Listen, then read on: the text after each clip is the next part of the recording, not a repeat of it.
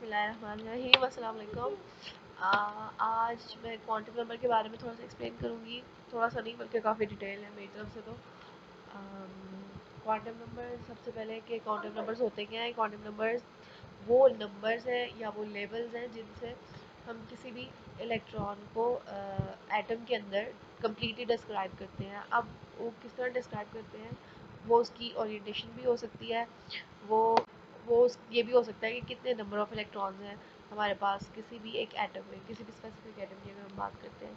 हमारे पास 4 किस्म के क्वांटम नंबर्स हैं: प्रिंसिपल, अज़ीमुथल और magnetic and spin, which are represented by n, l, m, s respectively। हम प्रिंसिपल क्वांटम नंबर को सबसे पहले डिस्कस करेंगे। प्रिंसिपल क्वांटम नंबर क्या होता है, जिसको हम n से रिप्रेजेंट करते हैं। n यहाँ पे हमारे पास क्या है, नंबर ऑफ शेल्स या एनर्जी लेवल्स। n हमारे पास है नंबर ऑफ शेल्स या एनर्जी लेवल्स, और हमें पता है कि नंबर ऑफ शेल्स 1 से स्टार्ट होते हैं। मिनिमम नंबर ऑफ शेल यानी के शेल 1, फिर M K L M N 1 2 3 4 respectively. N से अच्छा रिप्रेजेंट करता है शेल को। शेल तो हमें पता चल गया, K L M N. Energy level क्या है, एनर्जी लेवल हम जब रेडियस कैलकुलेट करते हैं या एनर्जी ऑफ इलेक्ट्रॉन, वो पूरा एक प्रोसेस है, डेरिवेशन है पूरी। पोटेंशियल एनर्जी, काइनेटिक एनर्जी का सम करके फिर उसकी इंटीग्रेशन होती है, और वो सारा प्रोसेस है। आप कहेंगे तो मैं समझा दूंगी, लेकिन वो उसकी एनर्जी ऑफ एन शेल की वैल्यू जो होती है वो हमारे पास -2.178 इंटू 10⁻18 जाउल है। लेकिन अगर हम उसको किलो जाउल पर मोल में कन्वर्ट करते हैं तो हम उसको एवोगैड्रोस नंबर से मल्टीप्लाई और 1000 से डिवाइड कर देंगे, तो फिर वो 1313 किलो जाउल पर मोल हो जाएगी। ठीक। और जब इसकी एप्लीकेशन की बात करते हैं तो रेडियस ऑफ ऑर्बिट हमारे पास आता है जो है 0.529 एन स्क्वायर और एंगस्ट्रम। ये एंगस्ट्रम क्या है, इसकी वैल्यू 10⁻⁻10 मीटर के इक्वल होती है। रेडियस हमारे पास ये था, ये भी पूरा डिराइव करते हैं। ठीक है। अब उसके बाद साइज ऑफ एन ऑर्बिट हम फाइंड करते हैं कि कितना साइज है, प्रिंसिपल क्वांटम नंबर की हेल्प से हम फाइंड करते हैं। अब दूसरी तरह एनर्जी ऑफ एन ऑर्बिट ये मैं लिख दी है -2.18 इंटू 10⁻18 1/n² भी है। सॉरी मैंने ऊपर नहीं बोला, ये जाउल में है इसकी वैल्यू, ये वैल्यू जाउल में है। तो किलो जाउल पर मोल में हम क्या करेंगे, इसको करने के लिए, कन्वर्ट करने के लिए हम इसको एवोगैड्रोस नंबर से मल्टीप्लाई और उसे डिवाइड कर देंगे, 1000 से डिवाइड कर देंगे, तो हमारे पास वो किलो जाउल पर मोल में वैल्यू आ जाएगी। वो वैल्यू होगी 1313.31 किलो जाउल पर मोल। अब नंबर ऑफ इलेक्ट्रॉन्स हमें पता है कैसे, फर्स्ट शेल में 2 है। ठीक है। और वो हमारे पास फॉर्मूला होता है 2n²। हम n की वैल्यूज़ हमारे पास होती हैं 1 2 3 4 अप टू सो ऑन, और 2n²। तो हमें पता है कि अब के 1 यानी n मीन 1, तो इसका मतलब है के शेल है। के शेल का मतलब है 2 इलेक्ट्रॉन्स, और l मीन्स 8, और ये हमें कैसे फाइंड किया, 2n रेज़ टू पावर 2 इसकी मदद से। अच्छा, अब ये जो दो पॉइंट्स हैं, r इज इक्वल टू 0.529 और ये इक्वल टू -2.18 इंटू 10⁻⁻⁴ ये अगर आप कहेंगे तो मैं आपको एक्सप्लेन कर दूंगी, पूरा एक कंप्लीट डेरिवेशन है इनकी। वैसे तो आपको पता ही होगा कि कहाँ से आए, किस तरह इसको ड्राइव किया हमने। नेक्स्ट है हमारे पास एज़ीमुथल क्वांटम नंबर, जिसको हम l से रिप्रेजेंट करते हैं। अब इसका और प्रिंसिपल क्वांटम नंबर का आपस में बहुत ज़्यादा गहरा रिलेशनशिप है, ये एक दूसरे पर डिपेंड करते हैं। अपन इसकी एल की वैल्यू कहाँ से स्टार्ट होती है, ज़ीरो से, 0 1 2 3 और अप टू n-1 या इसका हम रिलेशन है n-1 कि अगर हमारे पास n1 है, जब उसमें से हम 1 माइनस करेंगे तो 0 हो जाएगा, और वो होगा 1 एस सब शेल, यानी l की वैल्यू 0 होगी। हमारे पास एस सब शेल 4 सब शेल्स होते हैं, एस पी डी और एफ। ठीक। एस सब शेल की स्फेरिकल शेप है, और पी की डम बेल शेप है, डी सब शेल की कॉम्प्लिकेटेड शेप है, और एफ की तो बहुत ज़्यादा कॉम्प्लिकेटेड होती है, तो इसीलिए वो यहाँ पे स्पेसिफाई नहीं की हुई। लेकिन यहाँ पे साइड पे मैंने ये किया है कि अगर n की वैल्यू 1 है तो l की 0 होगी, और ये 1s ऑर्बिट की बात हो रही है। के शेल में तो होता ही s ऑर्बिट है, ऑर्बिटल सब शेल होता है, तो 1s यहाँ पे आएगा। और अगर साथ में हम n की बात करें, l में उसी तरह 2s 2p, हम 2 की वैल्यू यहाँ पे 2 पुट करेंगे, इसी तरह 3 n is equal to 3 n equal to 4। अब ये फार्मूला फॉर कैलकुलेटिंग इलेक्ट्रॉन्स है 2 इंटू 2l+1। ये formula for calculating an electron azimuthal quantum number. अब नेक्स्ट मैग्नेटिक क्वांटम नंबर। ये क्वांटम नंबर क्या करता है कि वो दोनों जो पिछले थे उसे हम शेल के अंदर ही थे अभी, उस शेल के अंदर इलेक्ट्रॉन क्या कर रहा है और वो किस तरह से उसको मैनेज करते हैं, वो सारा उसमें था। अब यहाँ से हम उसकी ओरिएंटेशन किससे पता चलेगी कि वो किस डायरेक्शन में है, उसकी क्या पोजीशन है, वो हम मैग्नेटिक क्वांटम नंबर से फाइंड करते हैं। मैग्नेटिक क्वांटम नंबर की वैल्यू होती है 0 +-1 +-2 +-3।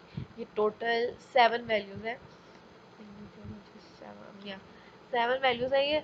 तो अगर L की वैल्यू 0 है, क्योंकि हमें पता है कि L 0 से स्टार्ट होता है, तो L की वैल्यू अगर 0 है तो M की भी 0 है, L की अगर 1 है तो M की 0 और +-1 है। अब 0 +-1 L की 2 है, तो फिर 0 +-1 +-2, और इसी तरह जब 3 है तो +-1 +-2 3 और 0।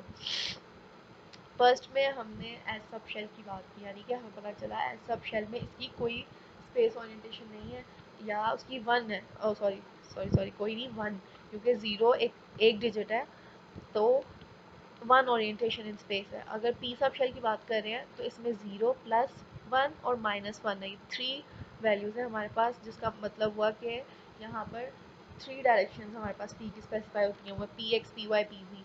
अब उसी तरह हमारे पास है डी सब शेल, तो इसमें है 5 डी जनरेट ऑर्बिटल्स, और एफ सब शेल में इसी तरह 7 D generate orbitals. D generate orbitals having same energy, यानी कि डी जनरेट ऑर्बिटल्स वो होते हैं जिनमें वो ऑर्बिटल्स जिनकी सेम एनर्जी होती है। अब यहाँ पे ये सब है तो पी सब शेल में, लेकिन वो P X P Y P Z उनके भी आगे से उनको डिवाइड किया, लेकिन इनकी एनर्जी सेम है, यानी कि वो पी सब शेल में है। उसी तरह डी, तो डी जनरेट ऑर्बिटल्स क्या हैं कि वो सेम ऑर्बिटल्स की, उन ऑर्बिटल्स की बात हो रही है जिनकी सेम एनर्जी है। उसी तरह एफ सब शेल, अच्छा डी सब शेल था, वो सारे इसी तरह हमें पता चला कि अब इनको हम बारी बारी एक्सप्लेन करेंगे। एस सब शेल सबसे पहले आता है हमारे पास। एस सब शेल में हमें पता है एल भी 0 है और एम भी 0 है, यानी एसिम्पल क्वांटम नंबर और मैग्नेटिक क्वांटम नंबर दोनों की वैल्यू 0 है।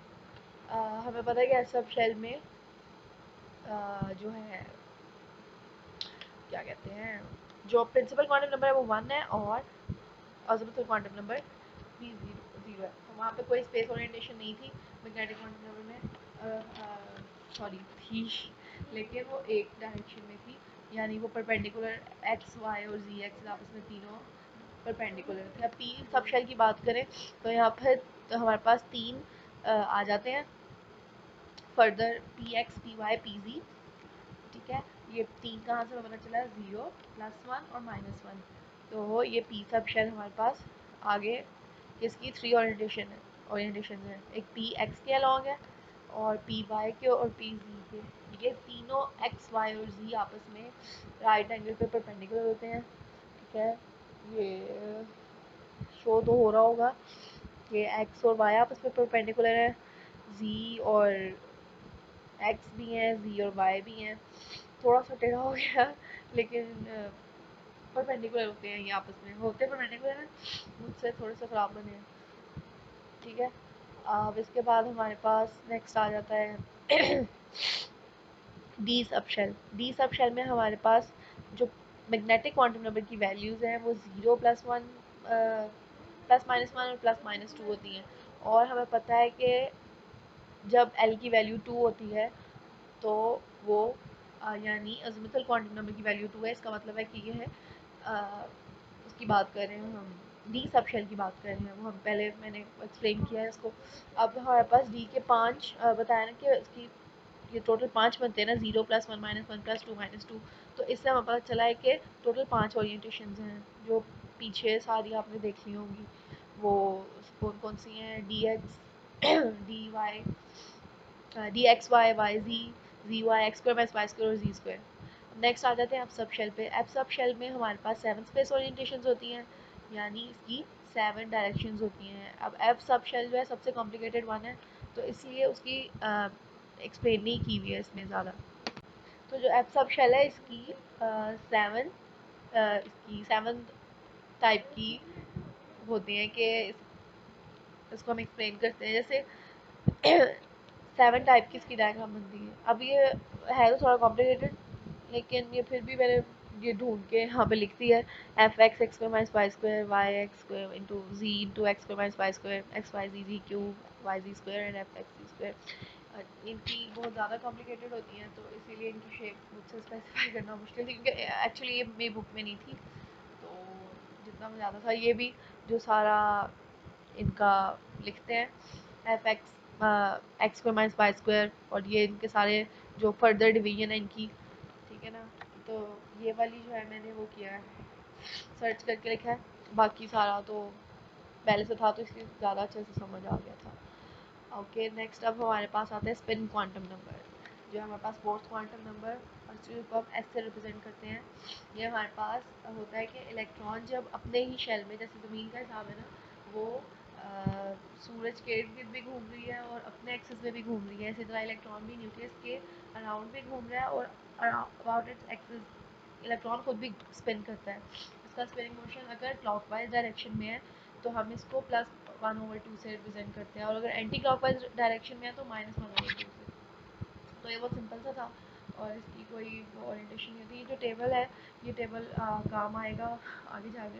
लेकिन अब हम इलेक्ट्रॉनिक कॉन्फ़िगरेशन पे आते हैं कि हमने क्वांटम नंबर समझ लिए हैं, तो अब हम इलेक्ट्रॉनिक कॉन्फ़िगरेशन स्टार्ट करते हैं, जो थोड़ी सी डिफरेंट है पहले वाली से। वो बहुत ज़्यादा ही सिंपल और बच्चों वाली थी। तो मैंने यहाँ पे क्रोमियम लिया, क्रोमियम 24 जिसका एटॉमिक नंबर है। हमने उसको उसकी इलेक्ट्रॉनिक कॉन्फ़िगरेशन लिखेंगे। तो ये हमारे पास 1s2 2s2 2p से मैंने बिल्कुल खोल के लिखी है, यानी उनके जो क्वांटम नंबर्स हैं इनको सबको अलग-अलग करके लिखा है। p है तो p के तीनों ऑर्बिटल्स मैंने यानी कि जो डिवाइड करके लिखे हैं उनको x y z को बिल्कुल सेपरेट सेपरेट।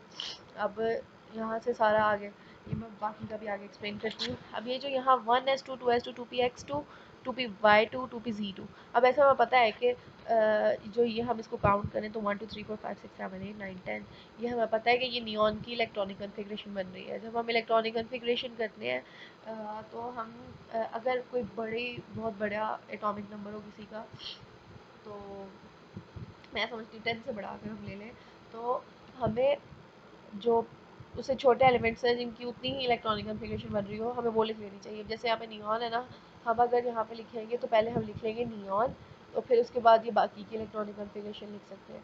लेकिन अगर हम आगे देखें तो फिर ये 1s2 2s2 से, यानी कि 2p वाले ऑर्बिटल्स और 3p वाले ऑर्बिटल्स जब हम देखते हैं तो ये आर्गॉन की इलेक्ट्रॉनिक कॉन्फ़िगरेशन बनती है विद एटॉमिक नंबर 18। ठीक, तो फिर हम यहाँ पे क्या आर्गॉन की अगर हम लिखें तो कैसे लिखेंगे, नियॉन, और फिर उसके बाद नियॉन यानी कि यहाँ पे 10 इलेक्ट्रॉन्स फिल हो गए। अब आगे हमने लिखा 3s2 3px2 3py2 3pz2। इनकी p में हमारे पास 6 की कैपेसिटी होती है ना, तो इसीलिए हमने x y और z में इक्वली दो दो इलेक्ट्रॉन्स को हमने फिट कर दिया यहाँ पर।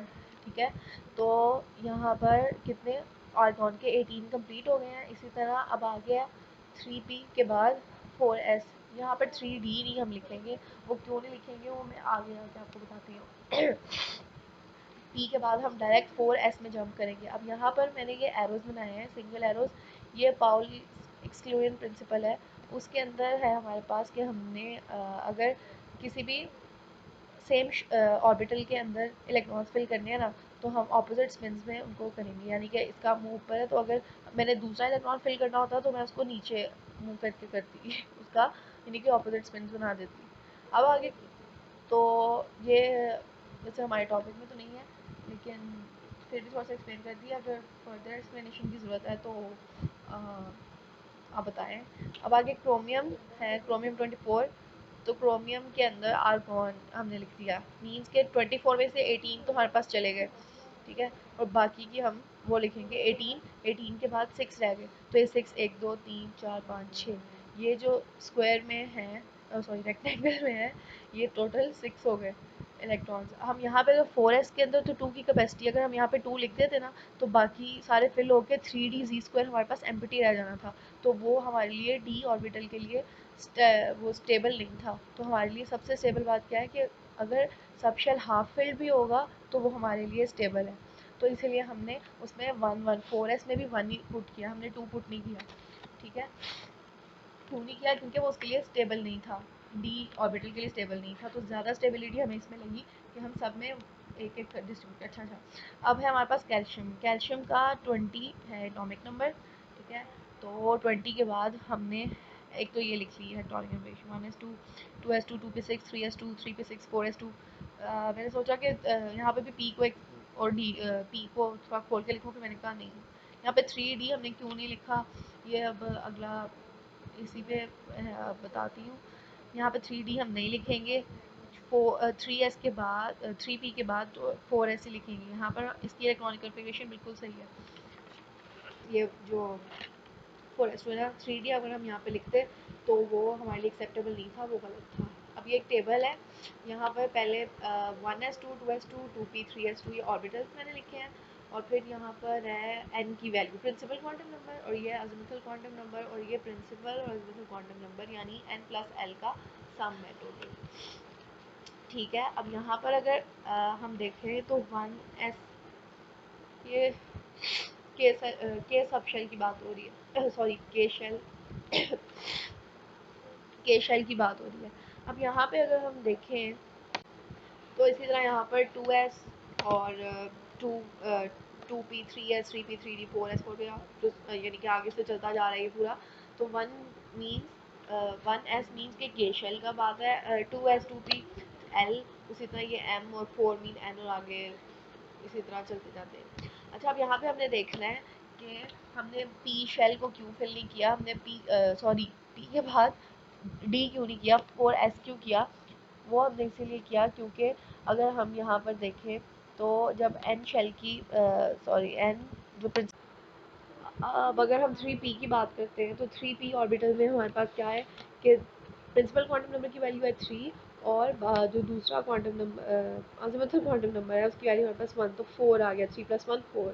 लेकिन जब हम देखें 4s ऑर्बिटल में तो प्रिंसिपल क्वांटम नंबर की वैल्यू हमारे पास 4 है, और अज़ीमुथल क्वांटम नंबर की वैल्यू हमारे पास 0 है, यहाँ पे भी 4 बन रहा है। लेकिन जब हम देखेंगे तो हमें पता चलेगा कि यहाँ पर हम जानते हैं कि हमें लोअर एनर्जी वाले ऑर्बिटल्स को पहले फिल करना होता है, फिर हम हाई एनर्जी वाले ऑर्बिटल्स की तरफ जाते हैं। अब जब यहाँ पे 4 है, 3 + 1 भी 4 है, 4 + 0 भी 4 है, तो ऊपर के सीक्वेंस के मुताबिक तो पहले हमने 3 को 3 किया, यहाँ पे 3 छोटा प्रिंसिपल क्वांटम नंबर है तो हमने वो तो फिल कर लिया। उसके बाद अगला नंबर 5 आ जाता है, तो हम इसको नहीं करेंगे, हम अगले वाले ऑर्बिटल को कर लेंगे। तो हमारे पास ये बन जाएगा 4, जब हम 4 + 0 यानी कि 4s वाला ऑर्बिटल फिल करेंगे, क्योंकि इन दोनों की वैल्यूज़ 4 है। तो अगर हमने देखा जाए तो हमने पहले लोअर एनर्जी वाले ऑर्बिटल को फिल करना था, उसके बाद हायर एनर्जी वाले ऑर्बिटल को। तो इसीलिए हमने 3p के बाद 3d को किया, और यहाँ पर हमारा टॉपिक फिनिश होता है। अल्लाह हाफिज़।